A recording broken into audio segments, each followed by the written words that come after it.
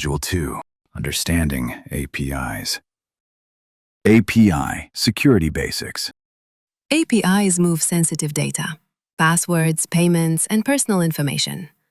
So, how do we make sure only the right systems and the right users can access the right data? That's what API security is all about. Why API security matters.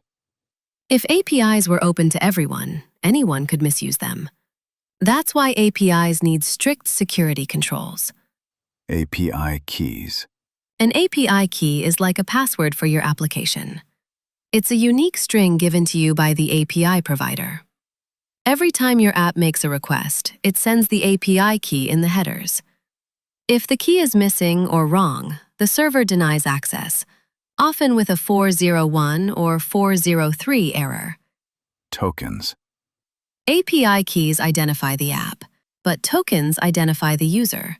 After login, an authentication server issues a token and sends it to the client. Then the client attaches that token to future requests. Tokens can expire and be revoked, making them safer for authentication. APIs must always use HTTPS. HTTPS. HTTPS encrypts the data being sent, so attackers can't read it or modify it. Without HTTPS, passwords, tokens, and personal data can all be stolen. Rate limiting. Rate limiting protects servers from misuse.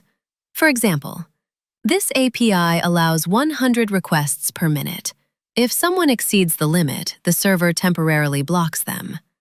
Scopes and permissions. Security isn't just about who you are. It's also about what you're allowed to do. APIs assign scopes or permissions to control access. A token might allow reading user data, but not deleting it. This follows the principle of least privilege. Give only the minimum access required, nothing more. Layered security approach. Most secure APIs use multiple layers together. API keys identify the application.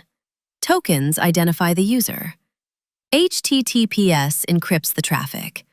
Rate limits stop abuse, and scopes restrict permissions. Today you learned the essentials of API security. API keys, tokens, HTTPS, rate limiting, and scopes. In the next module, we go deeper into how software stores and retrieves data.